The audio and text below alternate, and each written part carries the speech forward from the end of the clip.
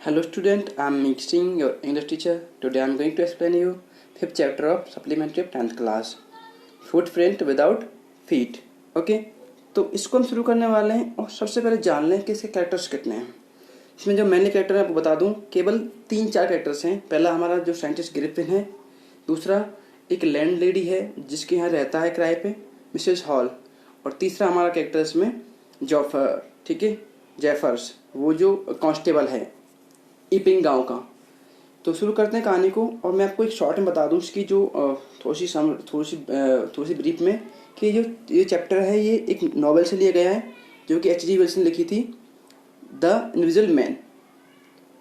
Okay, तो शुरू करते हैं चैप्टर को।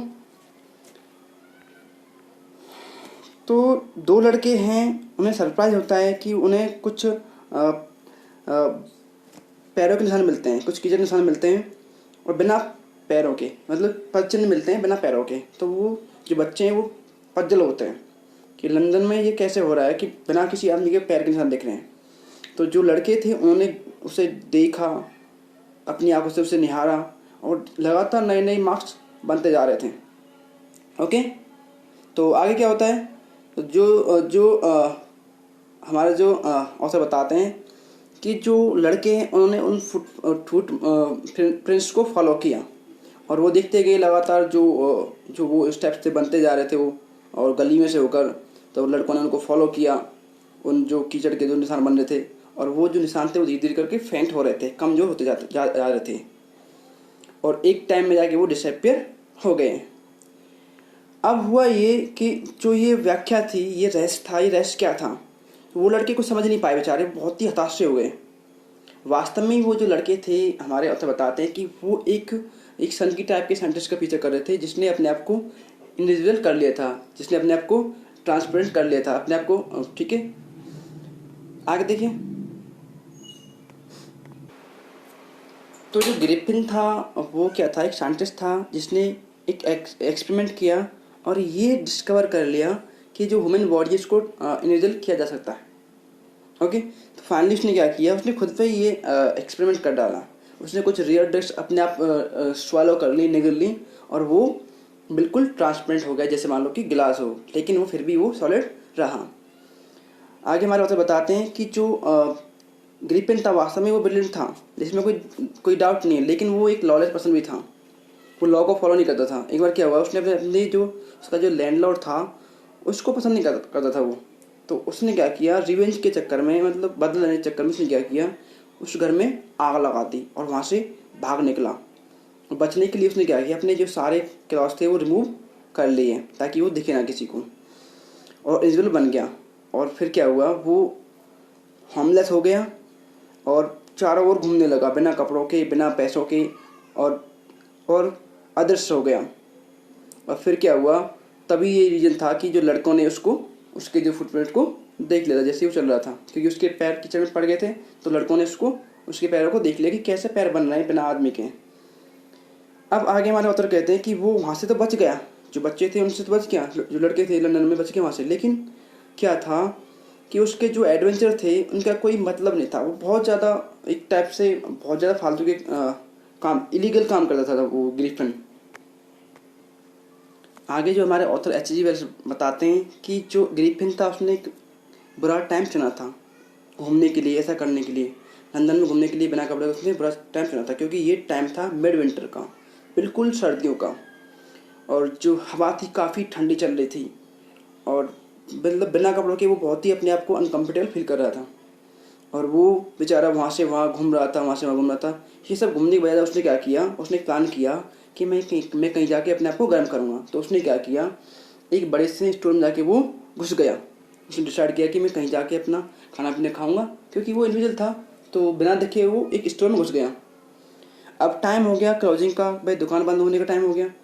तो जैसे ही दुकान के दरवाजे बंद हुए तो ग्रिफिन ने अपने आप को उसमें अंदर घुसा लिया, और फिर उसने अपने आप को एंजॉय किया, किसकी क्लॉथिंग के लिए, और उसने नए नए टाइप के फूड्स को उसने वहाँ पे एंजॉय किया, बिना किसी बिना किसी खर्च के ध्यान दिए हुए। उसने क्या किया, बॉक्स को खोला और रैपर्स को निकाला और अपने आप को ढक लिया, मतलब वो अपने आप को गर्म कर रहा है। गर्म क्लॉथ में अपने आप को ढक लिया और जल्दी क्या किया उसने, शूज़, ओवरकोट और एक हैट, और पूरी तरह से वो क्या बन गया, विजिबल बन गया। उसने अपने कपड़े पहन लिए, उसने उस स्टोर से कपड़े ले लिए और वो पहन लिए। फिर वो किचन में गया, उसने क्या किया, उसने वहाँ पे उसे मिला, उसे वहाँ पे कोल्ड मीट मिला और वहाँ पे उसे कॉफ़ी मिला, कॉफ़ी। तो उसके बाद क्या, उसने वो खाना खाया और कुछ मिठाइयाँ भी खाई। और उसके बाद ग्रिफिन ने क्या किया, ग्रॉसरी में गया और वहाँ से उसने फाइनली वहाँ जाके वो सो गया। ओके, रजाइयों का ढेर था, उस पर जाके सो गया। अब हमारे ऑथर बताता है यदि सब कुछ सही होता तो वो बच जाता, लेकिन जैसी मॉर्निंग हुई लग रहा था कि अगर वो मॉर्निंग में जो सहायक हैं, जो असिस्टेंट हैं, उनसे पहले जग जाता तो सही होता, लेकिन ऐसा नहीं हुआ।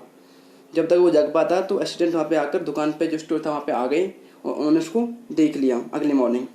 जैसे ही ग्रिफिन ने उनको देखा आते हुए तो वो पैनिक हो गया और भागने लगा। और फिर जो असिस्टेंट थे वहाँ के, जो दुकान के जो सहायक थे, उसने उसको फॉलो किया, उसको चेज किया। और लास्ट में क्या हुआ, जो बेचारा साइंटिस्ट है ग्रिफिन, उसको अपने कपड़े निकालने पड़े इंजर होने के, ताकि वो वहाँ से बच सके। फिर उसने जो अपने नए कपड़े थे वो भी निकाल दिए और फिर से क्या हुआ, फिर दोबारा से बेचारा इंडिविजुअल बन गया और नंगा बिल्कुल ही नेक घूम रहा है जनवरी की चिल एयर में।